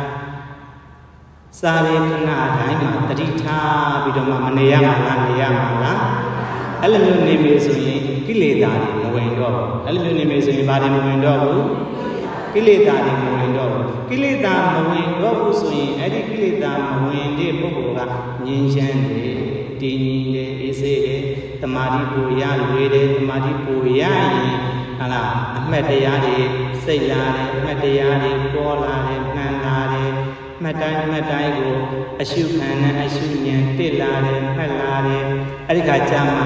တမာတိအားတွေအားကောင်းပြီးတော့ဝိပဿနာဘက်ကိုရောက်တဲ့ခါကျရင်အရှိကိုအရှိအတိုင်းမြင်ကိုမြင်တဲ့အပြက်ကိုအပြက်အတိုင်းအဖြစ်ကိုအဖြစ်အတိုင်းမြင်တော့ပြီဆိုရင်အဲ့ဒီပုဂ္ဂိုလ်ကလည်းဒီတရားတွေပေါ်မှာငြင်းဝေးပြီးတော့မှအမောင်းဉာဏ်တွေဝင်ပြီးတော့မှမဉဏ်ပုံဉာဏ်တွေကိုရောက်ပြီဒါတခြားကြောင့်လားတတိမြေလို့လားတတိမြေလို့ အဲ့ဒါမို့ဘုရားတော်မြတ်ဘုရားရှင်ကိုယ်တော်မြတ်ကြီးကပမာတော်မေစုနောပတံပမာတော်မိမိလျှော့လျှော့နေခြင်းသည်မေစုနောသေခြင်းဤပဒံအကြောင်းဒီလို့ဓမ္မပဒမှာဟောတယ်အခုလိုမျိုးတရားဓမ္မတွေကိုလေမနီးစပ်ဘူးတရားဓမ္မတွေကိုလေနားလေနားထားမရှိဘူးတရားလေနှလုံးသွင်းဘူးစင်လေမစင်ချင်းဘူးယောနိသောမနတကြရလေးမရှိဘူးအဲ့လိုမျိုးပုဂ္ဂိုလ်တွေကတဲ့ဒါမေ့လျှော့ပြီးတော့နေတဲ့ပုဂ္ဂိုလ်တွေအတွက်ခန္ဓာတွေအချင်းချင်းရပြီးတော့တေဝဲတဲ့အချင်းချင်းတွေးရနေတဲ့တေဝဲတဲ့အချင်းချင်းတွေးရပြီးတော့မှဒီကိုရောက်နိုင်လေဆိုတော့ဗါလဲနေအတွက်ဖြစ်တာလို့ပြောလို့ပါတယ်မိမိတို့ရဲ့ပုထုဇဉ်တို့ရဲ့အမြဲတမ်းနေတဲ့နေအိမ်ကြီးကိုလေရောက်နိုင်သေးတယ်ဆိုတော့တတိမကောင်းတဲ့ပုဂ္ဂိုလ်တွေကိုအဲ့ဒီတတိမကောင်းတဲ့လမ်းကြောင်းကိုရောက်ဖို့အတွက်ဘုရားကိုယ်တော်ကြီးကဓမ္မပဒမှာဟောတယ်ပမာတော်မေစုနောပတံအပမာတော်အမတံပတံအပမာတော်တတိတရားလက်မလွတ်ပေနဲ့နေခြင်းသည်အမတံမအိုမနာမသေးရာဖြစ်သောနိဗ္ဗာန်သို့ပရံရောက်ခြင်းအကြောင်းတရားတွေတနည်းအားဖြင့်ရခြင်းအကြောင်းတရားတွေအခုလိုမျိုးတတိတရားတွေကိုလက်မလွတ်ပေနဲ့ကျင့်ကြံကြိုးစားပွားများအားထုတ်နေခြင်းသည်တရားရာရှိအကြောင်းလားနိဗ္ဗာန်ရာရှိအကြောင်းလားနိဗ္ဗာန်ရာရှိအကြောင်းတရားကတတိနိဗ္ဗာန်ရာရှိအကြောင်းတရားကဘာလဲတော့တတိအဲ့ဒီတတိကိုပွားများနေဆိုရင်တတိကိုအခြေရှိနေဆိုရင်မဂ္ဂင်၈ပါးလို့ရမဂ္ဂင်၈ပါးကိုအခြေရှိနေဆိုရင်တို့တော်ဟောတို့တွေဘောဓိပက္ခယတရား39ပါးအဲ့ဒီဘောဓိပက္ခယတရား39ပါးကိုအခြေရှိနေဆိုရင်ဗိဓိက3ပုံဆိုလိုရင်းကဗိဓိက3ပုံကိုဘုရားကတကယ်လိုအဲ့လိုကိုဟောခဲ့တယ်ဒါမှမဟုတ်တို့တော်ကောင်းတွေကဒီလောက်များရဲ့စာပေဒီဝတ္ထုတွေသာရကတွေပါဠိတွေအထက်ကရာတွေကိုနှံ့ဆက်အောင်မသိနိုင်ဘူးသိနိုင်ရဲ့လားဗိဓိက3ပုံကိုသိနိုင်ရဲ့လားမသိနိုင်ဘူးရှင်တရားရဲ့တို့ဘုရားဟောတာဟုတ်မှန်ပါတယ်ဒါပေမဲ့လို့တို့ဗိဓိက3ပုံကိုမသိနိုင်ဘူးမချက်နိုင်ဘူးမမှတ်နိုင်ဘူးဘုရားတို့ဝေယဝိဇ္ဇာတွေလို့ရတယ်ဒီကိစ္စဥကိစ္စရကိစ္စလူမှုရေးကိစ္စဥကိစ္စဒီကိစ္စနဲ့အရှင်းကြီးပုံနေလိုက်တာတို့ဒီဗိဓိကစာတွေကိုသင်ယူဖို့နေတာတလုံးလုံးမှမမှတ်နိုင်ဘူးဒါကြောင့်မို့ဗိဓိက3ပုံဆိုရင်တော်တော်လေးများပါတယ်တို့မနိုင်ဘူးဆိုရင်အဲ့ဒါဗိဓိက3ပုံအကျဉ်းရှုံးလိုက်ရင်ဘောဓိပက္ခယတရား39ပါးပြောပါတရား39ပါးတဲ့ကြောင့်ဘောဓိပက္ခယတရား39ပါးရတယ်တဲ့ဗိဓိက3ပုံကိုအချင်းချင်းလိုက်အဲ့ဒီဘောဓိပက္ခယတရား39ပါးကိုလည်းပဲတရွေတော်တို့မေမတွက်နိုင်ပါဘူးခရားမသိယူနိုင်ပါဘူးခရားဆိုအဲ့ဒီဘောဓိပက္ခယတရား39ပါးကိုလည်းပဲအကျဉ်းထက်ရှုံးလိုက်တဲ့အခါကျတော့မဂ္ဂင်၈ပါးပြောပါ၈ပါးတဲ့တော့မဂ္ဂင်၈ပါးလေးပဲများနေသေးသလားလို့ကိုမေးကြည့်တော့မဂ္ဂင်၈ပါးလေးများနေသေးတယ်ဆိုရင်အဲ့ဒီမဂ္ဂင်၈ပါးကိုအကျဉ်းရှင်းလိုက်အောင်တဲ့မဂ္ဂင်၈ပါးကိုအကျဉ်းရှင်းလိုက်ရင်တတိတရားတတိတစ်လုံးကိုပဲလက်ကင်ထားတတိတရားကိုပဲလက်ကင်ထားတတိတစ်ခုတည်းကိုပဲရအဲ့ဒါကြောင့်တတိတစ်ခုတည်းဆိုရင်များနေသလားမများတော့တတိတစ်ခုတည်းဆိုရင်မထိန်နိုင်ဘူးလားထိန်နိုင်ပါလားဖြစ်ဖြစ်ပါတတိတစ်လုံးလေးကယောဂီတို့သာသနာတော်နဲ့ပတ်သက်ပြီးတော့မှဒီတတိတစ်လုံးလေးကိုနိုင်အောင်မြေအောင်ထိန်ကြပါဆိုရင်ထိန်နိုင်ပါမလားတတိတစ်လုံးကိုတော့မထိန်နိုင်လေထိန်နိုင်အောင်ကြိုးစားထိန်နိုင်ရင်လေပို့ပြီးတော့မှထိန်နိုင်အောင်ကြိုးစားရမှာလားကြိုးစားရမှာလားအဲ့ဒီတတိတစ်လုံးကပဲတို့တော်ဟောတော်တွေလူရှင်တဲ့နိဗ္ဗာန်မတ်ဖို့ကိုရအောင်စွမ်းဆောင်ပေးနိုင်တယ်တဲ့ဒါကြောင့်မို့နိဗ္ဗာန်မတ်ဖို့လူရှင်တဲ့ပုဂ္ဂိုလ်ကတတိတရားအမြဲလက်ကင်ထားရမယ် တတိလက်လွယ်လို့ဖြစ်ပါမလားဒါကြောင့်မို့ဒီနေ့တရားနာတွေကတတိလက်မလွယ်ကြစေနဲ့ပြောကြည့်ပါလက်မလွယ်ကြစေနဲ့တတိလက်မလွယ်ကြစေနဲ့အဲဆိုရင်တတိလက်မလွယ်ပေနဲ့တရားဓမ္မကိုကျင့်ကြံမယ်ကြိုးစားမယ်ပွားများမယ်အားထုတ်မယ်ဆိုရင်တရားကြည့်ရမှာတဲ့လားခန္ဓာကိုကြည့်ရမှာတဲ့လားခန္ဓာဆိုတာ၅ပါးခန္ဓာဘယ်နှပါးခန္ဓာ၅ပါးကယူပခန္ဓာဝေဒနာခန္ဓာသိဉ္ဇခန္ဓာပညာရဲ့ခန္ဓာဝိညာဉ်နဲ့ခန္ဓာဒီခန္ဓာ၅ပါးကအကျိုးတရားခန္ဓာ၅ပါးဘာတရားလဲခန္ဓာ၅ပါးအကျိုးတရားကသူ့လိုဖြစ်လာတာဟုတ်ရဲ့လားဆိုတော့မဟုတ်ဘူးခန္ဓာ၅ပါးကဗြဟ္မာကြီးတွေဖန်ဆင်းတာဟုတ်ရဲ့လားဆိုတော့လည်းပဲမဟုတ်ဘူးခန္ဓာ၅ပါးကထာဝရဘုရားသခင်တွေဖန်ဆင်းတာဆိုတော့လည်းပဲဟုတ်ရဲ့လားမဟုတ်ဘူးတကိုးကြီးတွေနဲ့ဗြဟ္မာကြီးတွေကဖန်ဆင်းပေးလိုက်တာဆိုရင်လည်းပဲဟုတ်ရဲ့လားမဟုတ်ဘူးခန္ဓာ၅ပါးကအကြောင်းတရားကြောင့်ဖြစ်ပေါ်လာတဲ့အကျိုးတရားလို့မသိထားမှာလားသိထားရမှာလားအကြောင်းတရားအကြောင်းဖြစ်ပေါ်လာတဲ့အကျိုးတရားလို့သိတယ်ဆိုတာတရားနဲ့သိတာလားဉာဏ်နဲ့သိတာလားအဲဆိုရင်အကြောင်းတရားကိုသိဖို့မလိုဘူးလားလို့လားအကြောင်းတရားကအဝိဇ္ဇာအကြောင်းတရားကဘာလဲတော့အဝိဇ္ဇာပြီးတော့သင်္ခါရအကြောင်းတရားကအဝိဇ္ဇာနဲ့သင်္ခါရအဝိဇ္ဇာသင်္ခါရအကြောင်းဓမ္မကြောင့်ခန္ဓာ၅ပါးဖြစ်တယ်အကြောင်းဓမ္မကြောင့်ဘာဖြစ်တာလဲတော့အဝိဇ္ဇာသင်္ခါရအကြောင်းကံ၅ပါးကြောင့်ခန္ဓာ၅ပါးယုံနဲ့တွေ့ယုံနဲ့ပေါ်ဝဲဖြစ်ပြမရှိလို့တဏှုပါဒကမ္မနေကမ္မသုံးသွေးလွှာထုတ်လို့ဇာတိမဟုတ်တော့အတ္တေဇာတိအတိမချုပ်သမျှတော့ဇရာမရဏနဲ့တွေ့လိမ့်မယ်တွေ့ကြုံပြန်ရင်သောကစားတဲ့အာသဝတို့ဖြစ်လိမ့်မယ်အာသဝဖြစ်ရင်အဝိဇ္ဇာဓမ္မကကြောပြန်လို့ပေါ်လိမ့်မယ်အဝိဇ္ဇာပေါ်ရင်ပဋိစ္စဆက်ရတဲ့ဝိုက်ကြီးပဲပဲရှာရှာလေးရှာရှာလေးတဲ့အဲ့လိုမျိုးရှိစရာတကရေးတာလားရေးတာလားအဝိဇ္ဇာအကြောင်းတရားတစ်ပါးကြောင့်ခန္ဓာ၅ပါးရရတဲ့ဒီခန္ဓာ၅ပါးကခန္ဓာ၅ပါးလို့မသိပါဘေးနဲ့တဏှာ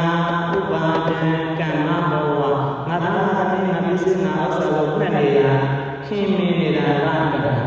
ဒီသားတဲ့သမီးနဲ့ဟောအောင်မရအောင်နေရှင်နေတာမတွေ့ရမနေနိုင်တာမကြားရမနေနိုင်တာဘုံတဘောမှဆက်နေတာကဘာလဲတော့ဥပါဒံအဲ့ရအောင်လုပ်နေတာတွေ့အောင်လုပ်နေတာဘေးရှင်လာပြေးပါအောင်ဘေးရှင်ဆိုတို့အားတယ်လာတွေ့ပါအောင်ဘေးလေးလာမှလားညာလေးလာမှလားလို့တွတ်တွတ်မှားနေတာကကံမဘဝပြောပါဘဝလေတော့ကံမဘဝလို့ရင်ဇာတိတွေပြန်လာမယ်ဇာတိတရားလားခန္ဓာ၅ပါးလားခန္ဓာ၅ပါးဇာတိရရင်ဇရာမရဏနဲ့မတွေ့မှလားတွေ့မှလားအဲ့ဒီဇရာမရဏနဲ့တွေ့ရင်ဇရာမရဏမဖြစ်မင်ကိုသောကပရိဒေဝဒုက္ခဒုက္ခနဲ့တငိုရမယ်ဗါလဲတော့ပူဆွေးရမယ်ဆွေးထိုက်စိတ်ဆင်းရမယ်ပူဆင်းရမယ်စသရဗါလဲဆင်းရဲတွင်နဲ့တွေ့ရမှာကတရားဖြစ်နေတာလားဇာတိရဲ့အကျိုးဆက်တွေလားဇာတိရဲ့အကျိုးဆက်တွေဖြစ်နေပြီဆိုရင်အဲ့ဒီမှာပဲအာသဝတရားတွေဖြစ်တယ်တဲ့အာသဝတရားကဘယ်လိုပါလဲ၄ပါးကာမတဝဘဝတဝဒိဋ္ဌာတဝအဝိဇ္ဇာအဲ့ဒီမှာပဲအဝိဇ္ဇာကစဖြစ်တယ်တဲ့ဒီတော့အဝိဇ္ဇာစဖြစ်ပြီဆိုရင်သင်္ခါရလုံးပဲသင်္ခါရလုံးရင်ခန္ဓာ၅ပါးဖြစ်လို့မယ်ခန္ဓာ၅ပါးဖြစ်ရင်ခန္ဓာ၅ပါးကိုခန္ဓာ၅ပါးမှလို့မသိဘူးဆိုရင်လူချင်းတဲ့တဏှာဆွေးနွေးတဲ့ဥပါဒံကမ္မဘဝတွေပြောက်လို့မယ်ကမ္မဘဝလို့ရင်ဇာတိရမယ်ဇရာမရဏရမယ်တခါဆက်ပြီးတော့သောကပိဋေဝဒုက္ခဒုက္ခနဲ့သာဥပါယတံရမလားရမလားအဲ့ဆိုတန်တရားမလေးနေတာလားလေးနေတာအဲ့လိုမျိုးတန်တရားလေးနေတဲ့တန်တရားလေးတဲ့အချင်းအရာတွေကို တော်ဟောတော်တွေကတရားနဲ့ပြရမှာလေဉာဏ်နဲ့ပြရမှာလေဉာဏ်နဲ့မသိဘူးဆိုရင်တော့တန်တရားမလေးမှာလားလေးမှာအဲ့ဒီဉာဏ်ဆိုတာလည်းပဲတရားကိုပြောတာလားတတိကိုပြောတာလားဩတတိပဋ္ဌာန်တရားရှိတာလားရှိတာလားတတိပဋ္ဌာန်တရားမှာတတိပဲအဓိကတတိပဋ္ဌာန်တတိပြဋ္ဌာန်းတဲ့တရားလို့ပြောတယ်အဲ့ဒါတတိဥဆောင်တာပေါ့ခန္ဓာကိုယ်ပေါ်မှာတတိကာယ ानु ပဒနာတတိပဋ္ဌာန်ဝေဒနာ ानु ပဒနာတတိပဋ္ဌာန်အဲ့ဒါတော့စိတ် ानु ပဒနာတတိပဋ္ဌာန်ဓမ္မာ ानु ပဒနာတတိပဋ္ဌာန်တတိပဋ္ဌာန်တရားဘယ်နှပါ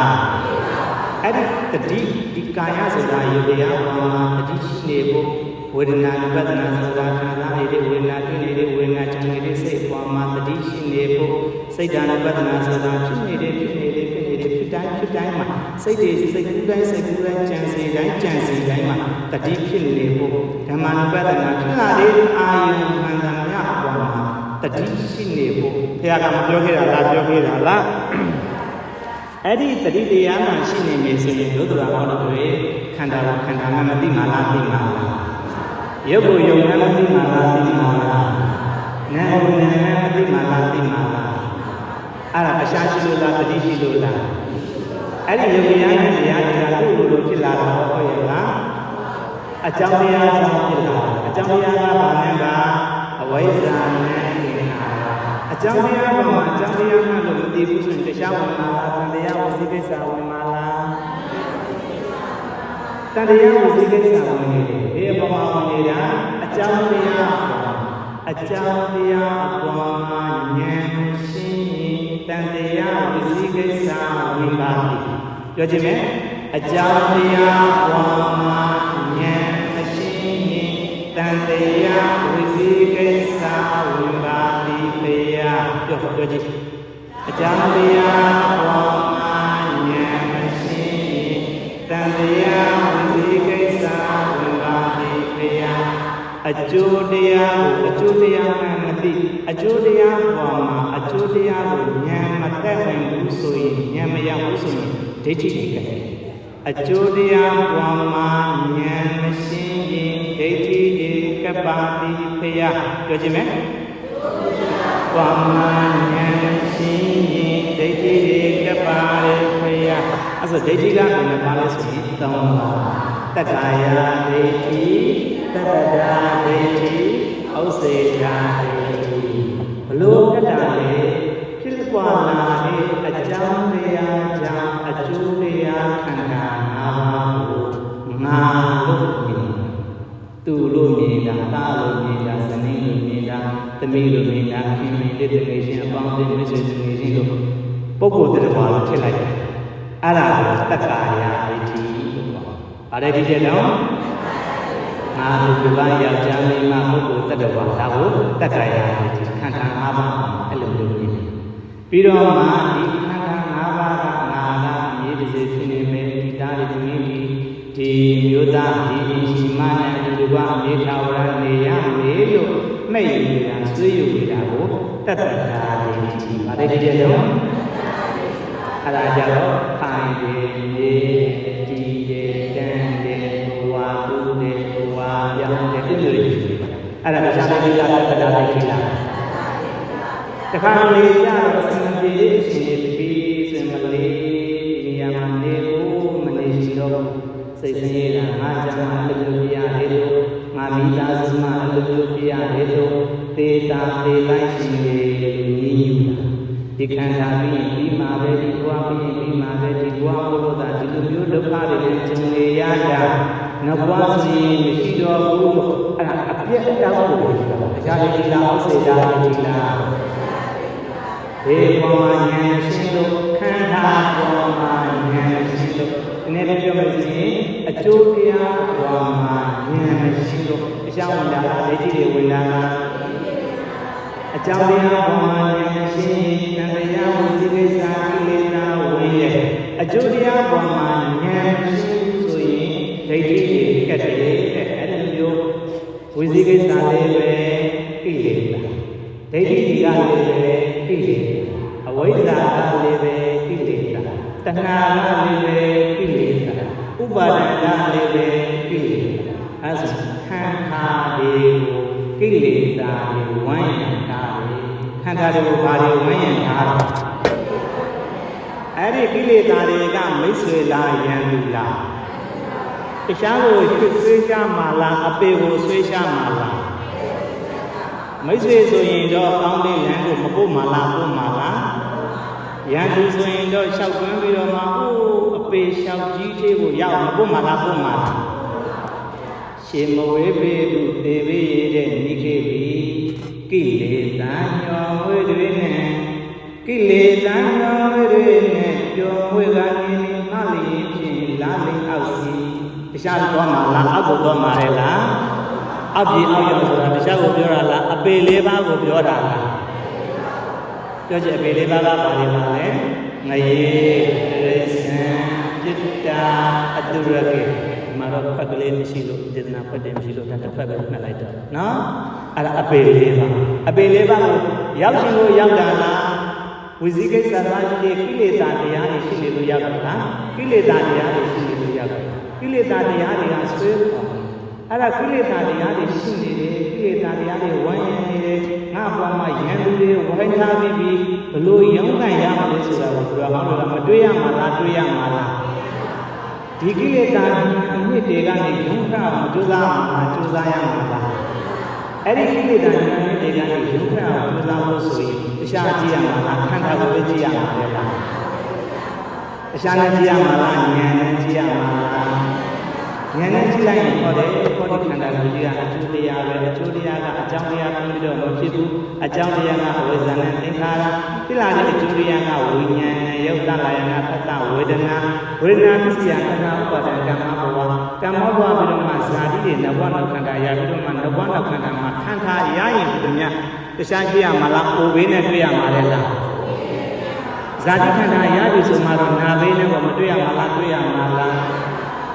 နောက်ဆုံးသေဘေးဘောမတွေ့ရမှာလားတွေ့ရမှာလားဘေးတွေဝန်းရံနေတယ်ဘေးတွေမဝန်းရံနေတာလားဝန်းရံနေတာလားဘာကိုဝန်းရံနေတာခန္ဓာကိုဝန်းရံနေတာခန္ဓာကိုဝန်းရံနေတာရှားလားဘေးတွေလားဘေးတွေဆိုတာကောင်းခြင်းတရားတွေလားဆိုးခြင်းတရားတွေလားအဆိုးတရားတွေဝန်းရံနေတယ်လို့တရားနဲ့သိရမှာလားဉာဏ်နဲ့သိရမှာလားဉာဏ်ဆိုတာတရားကိုပြောတာလားသတိထားနေတာကိုပြောတာလား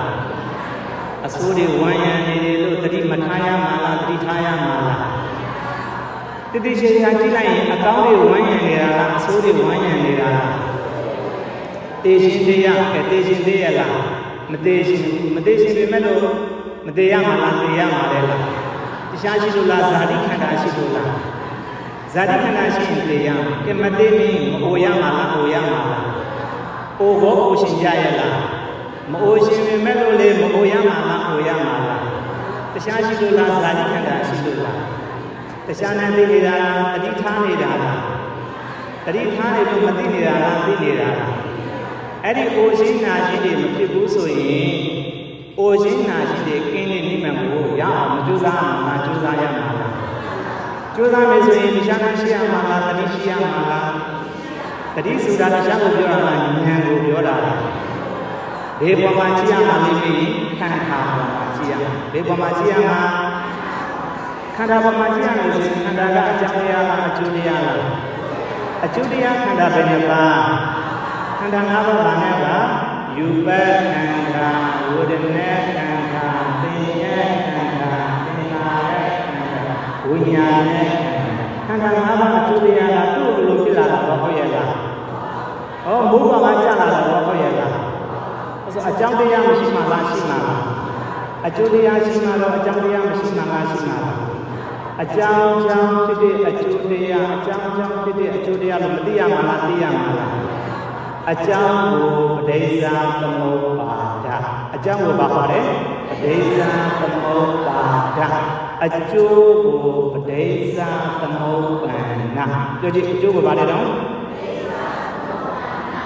ပဋိစ္စသမုပ္ပါဒအကြောင်းတရားပဋိစ္စသမုပ္ပန္နအကျိုးတရားအကြောင်းအကျိုးဆက်ဆက်နေတဲ့တရားကိုပဋိစ္စသမုပ္ပါဒတရားအကြောင်းအကျိုးဆက်ဆက်နေတဲ့တရားဘာတရားလဲတော့ဒီနေ့ပဋိစ္စသမုပ္ပါဒ်ကိုအခြေခံပြီးတော့မဟောရတာလားဟောရတာလား ဒေဇာမောဘတ်ကိုအခြေခံရမယ်ဒိဋ္ဌိတရားတွေကိုအသိဉာဏ်နဲ့ပွားအောင်ခေါ်ပေးရမယ်ကဲဒိဋ္ဌိတရားတွေကဲနေလို့မသိမှလားသိမှလားအသိဉာဏ်လေးနဲ့နော်အသိဉာဏ်လေးနဲ့ပဲသိတာဒါအသိဉာဏ်ကိစ္စပွားများအားထုတ်လို့ပါတယ်ကိုတွေးပွေးဓမ္မအတွေးကြောင်းတွေ့တာမဟုတ်သေးဘူးဒါမဲ့တွေးတဲ့လူတွေတွေ့နေမှာပေါ့တွေ့တဲ့ယောဂီတွေတွေ့နေမှာပေါ့ဒီမှာအမြဲတမ်းယောဂီတရားဓမ္မတွေကြည်ကြံစဉ်းစားအားထုတ်နေတာဆိုတော့ကိုတွေ့တယ်တွေ့မယ်အခုကဘုရားပြောတာကဆရာသမားတွေစီကနာကြားရတာစာအုပ်တွေစီကဖတ်ရတာမှတ်ရတာတရားတွေနာပြီးတော့မှသိရတာအဲ့ဒီအသိတွေကိုဗာလဲကိုတွေ့လို့ပေါ့အဲ့ဒါကဗာလဲဒီတင်ပြီးတော့မှတွေ့ရတင်ပြီးတော့မှသိတဲ့အသိနော်အဲ့လိုမျိုးထားရမယ်ကြိုပြီးတော့မှထားရမယ်တဲ့အဲ့ဒီရောတော့ဒိဋ္ဌိဆိုတာကဘာလဲကြည့်ရအောင်တက္ကာယဒိဋ္ဌိတက္ကတာဒိဋ္ဌိဩစေတာဒိဋ္ဌိဒီပေါ်မှာကဲနေတာခန္ဓာပေါ်မှာကဲနေတာတရားမရှိလို့လားဉာဏ်မရှိလို့လားဉာဏ်မရှိရင်ခန္ဓာပေါ်မှာဒိဋ္ဌိတွေကဲတယ်ဉာဏ်မရှိရင်ခန္ဓာပေါ်မှာပါကဲတယ်အဲ့ဆိုရင်အကြောင်းတရားအကြောင်းဖြစ်နေတဲ့အကျိုးတရားကိုသိပြီဆိုရင်အကြောင်းတရားကအဝိဇ္ဇာနဲ့သင်္ခါရတရားနဲ့သိတာကဉာဏ်နဲ့သိတာကအဝိဇ္ဇာနဲ့သင်္ခါရအကြောင်းဓမ္မကြောင့်အကျိုးဓမ္မဖြစ်နေတယ်လို့အကြောင်းဓမ္မကြောင့်ဖြစ်တာအကြောင်းဓမ္မကြောင့်ဖြစ်တာလို့တရားနဲ့သိရမှာလားဉာဏ်နဲ့သိရမှာလားအဲ့ဒီဉာဏ်နဲ့သိရင်တန်တရားစေစကားမဖြစ်တော့ဘူးတဲ့တန်တရားစေစမပေါ်မှာလားပေါ်မှာလားတရားနဲ့ရှိလို့လားဉာဏ်နဲ့ရှိလို့လားအကြောင်းတရားအကြောင်းဖြစ်တဲ့အကျိုးတရားအကြောင်းတရားလေးမြည်တဲ့တရားလားမမြည်တဲ့တရားလားမမြည်တဲ့တရားနဲ့သံဃာအတာဖြစ်တဲ့တရားအကြောင်းတရားအဲ့ဒီအကြောင်းတရားကိုနဲ့ကမမြည်တဲ့အတွက်ကြောင့်ဖြစ်ပေါ်လာတဲ့အကျိုးတရားလေးမြည်ပါမလားမမြည်တဲ့တရားပဲဒီပေါ်မှာအားလေမြည်တယ်ခိုင်တယ်မြည်တယ်ကြည်တယ်တန့်တယ်လို့ယူထားတဲ့တတ္တရာတွေမဝင်မှာလားဆိုရင်အဲ့ဆိုရင်အကြောင်းဓမ္မကြောင့်ဖြစ်တဲ့အကျိုးဓမ္မပဲလို့မဲ့ရင်ဒီခန္ဓာ၅ပါးကမဟုတ်ဘူးသူမဟုတ်ဘူးပုဂ္ဂိုလ်မဟုတ်ဘူးတရားတွေမဟုတ်ဘူးသားတွေသမီးတွေမြေးတွေဖြစ်တယ်မဟုတ်ဘူးလို့အကြောင်းကြောင့်ဖြစ်တဲ့အကျိုးဓမ္မညှတာလို့တရားနဲ့သိရမှာလားဉာဏ်နဲ့သိရမှာလားအဲ့လိုမျိုးသိလိုက်ရင်တက္ကရာတွေဆိုတယ်တက္ကရာတွေကြောက်တယ်တက္ကရာတွေကုံတယ်လို့ပြောတယ်တရားကုံတာလားတက္ကရာတွေကုံတာလားတရားကြည့်နေလားဉာဏ်နဲ့ကြည့်နေလို့လားအဲ့ဆိုရင်အဲ့ဒီခန္ဓာ၅ပါးအကျိုးတရားတွေကဖြစ်ပြီးပြတ်တဲ့သဘောတရားရှိတယ်ပြတ်ပြီးတခါလေးလုံးလုံးကြီးပြတ်တော့တာမဟုတ်ဘူးခန္ဓာကိုယ်ယုတ်တရားနဲ့တရားတွေကအစားထိုးကြံခဲ့တယ်အစားထိုးကြံနေခေလို့လည်းပဲတို့တော်တော်တွေဒီနေ့အထိအသက်ရှင်နေတာလေတော်လို့လာလို့နေလို့ထိုင်လို့ပြောလို့ဆိုလို့ရနေတာလေဟုတ်ကဲ့လားအစားထိုးမနေတာလားထိုးနေတာလားအဲ့ဒီခန္ဓာကိုယ်ကြီးကတစ်စက္ကန့်တော့မှမတည်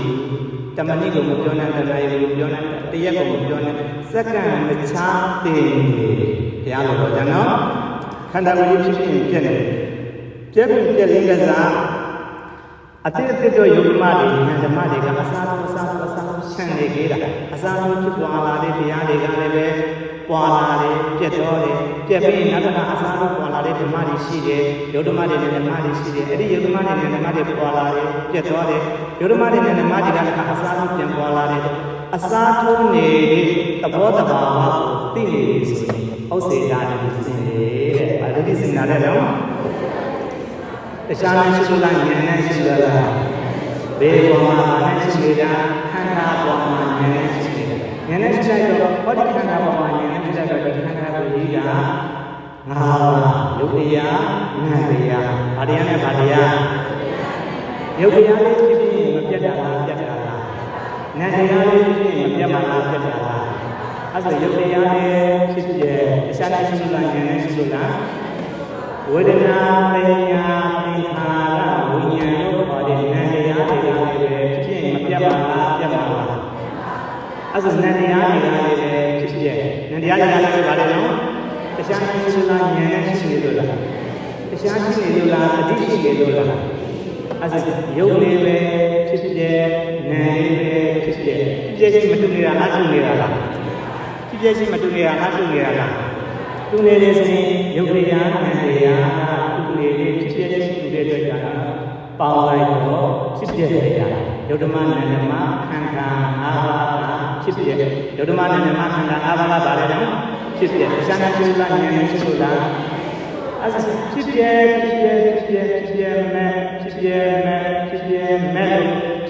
မဲ့နဲ့တိုက်နေပြီဆိုရင်ဒီယုတ်တရားနဲ့တရားတွေပေါ်မှာအပြည့်ပြတ်တာကြီးမြင်နေတယ်ဆိုရင်လူရှင်လေးစိတ်မဖြစ်တော့လူရှင်လေးစိတ်ဖြစ်ပါမလားကဲမကောင်းတာလို့ထင်တယ်အခုကကောင်းတယ်လို့ထင်နေတာလေကိုလှတယ်ပါတယ်တော်တယ်တက်တယ်စိတ်စဉ်ရှိတယ်ပညာတက်တယ်ဥစ္စာဟောတယ်ကိုထင်နေတာလေအဲ့လိုထင်နေလို့လူရှင်လေးတဲ့ခဏဖြစ်နေတယ်ဟုတ်ကဲ့လားအခုကဉာဏ်နဲ့ကြည့်လိုက်တော့ဒီခန္ဓာကိုကြည့်တာရဟန္တာတဲ့ခန္ဓာကိုကြည့်တာအပြည့်တည်းပဲဘာကိုပဲကြည့်တတိထားပြီးတော့ကြည့်ဝိရိယထားပြီးတော့ကြည့်လိုက်တယ်ဆိုရင်တတိထားဝိရိယစဉာဏ်နဲ့ဒါကြည့်လိုက်တယ်ဆိုရင်ခန္ဓာကိုကြည့်တာအပြည့်ကိုပဲမြင်နေတော့တယ်အဲ့ဒီအချိန်ခန္ဓာကိုကြည့်လို့ရှင်တဲ့တဏှာဖြစ်ပါအောင်လားအစစတဏှာသေးလို့ပြောတယ်ဘာသေးတာလဲတော့တဏှာပေမှတော့တဏှာပစ္စယဥပါဒနာတဏှာကြောင့်ဖြစ်တဲ့ဥပါဒနာဖြစ်ပါ့မလားတဏှာမရှိတော့ဘူးလေတဏှာမရှိတော့ဘူးတွေ့လိုက်ဒီတဏှာမရှိတော့တဲ့အတွက်ကြောင့်အရင်ကတဏှာကြောင့်ဖြစ်တဲ့ဥပါဒနာလည်းရှိရအကြောင်းမရှိတော့ဘူးနားလည်နော်တဏှာမရှိမှတော့ဥပါဒနာလည်းမရှိတော့ဘူးအဲဆိုရင်တဏှာမရှိဥပါဒနာမရှိရင်ဆွေလန်းလို့ဆန်းလို့ငါ့ကိုလာပြပါလို့ငါ့ကိုဘာပို့ပြပါလို့ငါ့ကိုလာပြပါငါ့ကိုလာပြောပြပါလို့ကိုပါဇက်နဲ့ပြောတာလို့ကြံစီတာလို့အာထုတာလို့လုံလာတာလို့ဆိုတဲ့ကံမဘဝလေးမရှိတော့ဘူးမလုပ်တော့ဘူးဒီခန္ဓာအပေါ်မှာပြောတာနော်အဲ့ဒါဆိုရင်ဒီတရားတွေတဏှာဥပါဒံကံတရားတွေတည်လို့ပြောတယ်။ဘာတရားတွေတည်တာလဲနော်တဏှာဥပါဒံကံအကြောင်းတရားတွေတည်တရားနဲ့ရှိနေလို့လားဉာဏ်နဲ့ရှိနေလို့လားတရားလည်းမလွယ်လို့လားတတိလည်းမလွယ်လို့လားတတိလည်းမလွယ်လို့လေပေါ်မှာတတိလည်းမလွယ်လားခန္ဓာ၅ပါးပေါ်မှာတတိလည်းမလွယ်လို့တရားတည်တော့တာလားတဏှာဥပါဒံကံတွေတည်တော့တာလားတဏှာဥပါဒံကံတွေကြောင့်ဖြစ်တဲ့ဇာတိဆိုတာလည်းပဲဖြစ်ပွားအောင်ပါမလားသူတို့မှတည်တော်ပြီဆိုရင်ဇာတိကိုမတည်မှာလားတည်မှာလားဇာတိတည်မှာတော့ဇာတိကြောင့်ဖြစ်တဲ့ကိုရှင်းနာခြင်းတည်ခြင်းတရားတွေကိုမတည်မှာလားတည်မှာလားအစသောကပိဒဝတ္တကတော်နေတာစားတဲ့တရားတွေကတော့ပွာလာရုပ်ထုဆန်ရှိပါမလားတရားရှိနေလို့လားဉာဏ်ရှိနေလို့လားဘေးပေါ်မှာပါရှိနေတာခန္ဓာပေါ်မှာဉာဏ်ရှိနေတဲ့စိတ်တရားဥပါဒံကံအကြောင်းရတယ်မသိမှလားသိမှလားသူကြောင့်ဖြစ်တဲ့ဇာတိဇာနာလည်းမသိမှလားသိမှလားအဲဒါ30ဘုံငြိမ်းတော့တရားလေးမြင်မှလားအပေလေးမြင်မှလားမြင်မှလားအစအတိတ်ကဖြစ်နေတဲ့အကြောင်းတရားလို့ခေါ်တဲ့အဝိဇ္ဇာတွေသင်္ခါရတွေကိုမရှုပ်တော့မှလားရှုပ်တော့မှလားအဲဆိုရင်ခန္ဓာကိုရှိမရှိရမှာလားရှိရမှာလားခန္ဓာ၅ပါးတိလိုက်တော့ခန္ဓာ၅ပါးပြည့်ရတာသစ္စာရှိတဲ့ဉာဏ်ကပါသစ္စာတေတာကပါသစ္စာခန္ဓာစေရှုပ်ပြီးယုံကြည်သွားတာကပါသစ္စာအဲ့ဆိုသစ္စာလေးပါမပေါ်လာလားပေါ်လာလားတရားရှိနေလို့လားတတိရှိနေလို့လားတရားလက်မလွယ်လို့လားတတိလက်မလွယ်လို့လားအဲ့ဆိုတတိလက်မလွယ်တဲ့ဉာဏ်တွေကတော့တွေကတရားနဲ့မှဘုရားကျမ်းစာပေါ်များအားထုတ်မှုတွေပြုရမှာလားပြုရမှာလားပြုရင်ဒီပေါ်မှာဒီမှာကိုယ်ပိုင်ဆိုင်ထားတဲ့ခန္ဓာပေါ်မှာရှိတယ်ကိုယ်ခန္ဓာ၅ပါးခန္ဓာပဲနှစ်ပါးခန္ဓာ၅ပါးပြည့်ရပါသစ္စာရှိတဲ့မြင်ဉာဏ်ကပါသစ္စာခန္ဓာစေရှုပ်ပြီးယုံကြည်သွားတာကပါသစ္စာအဲ့ဒီသစ္စာတရားတွေစိုက်တာလားတရားရှိလို့လားဝိပဿနာဉာဏ်ရှိလို့လားဝိပဿနာဉာဏ်ရှိတယ်ဆိုတာတရားရှိနေလို့လားတတိရှိနေလို့လားတတိလည်းမလွယ်ဘူးဆိုရင်မိမိတို့အသေးသေးလိုလားတနာနဲ့နိဗ္ဗာန်မှတ်ဖို့မရမှာလားရမှာလားနိဗ္ဗာန်မှတ်ဖို့လို့ရှိရင်တပတ်တောင်းတပတ်ရရှိတပတ်ဆိုရင်တရားရှိရမှာလားတတိရှိရမှာလားတရားလည်းမလွယ်ပဲထားမှာလားတတိလည်းမလွယ်ပဲထားမှာလားတတိလည်းမလွယ်ပဲထားပြီးတော့မှတို့သူတော်ကောင်းတွေလိုလားတန်တန်တော့ဉာဏ်နိဗ္ဗာန်ကိုသိရင်စောစွာရအောင်ကျင့်ကြံကြိုးစားပေါ်များအထောက်နိုင်ကြပါစေကုန်သတည်း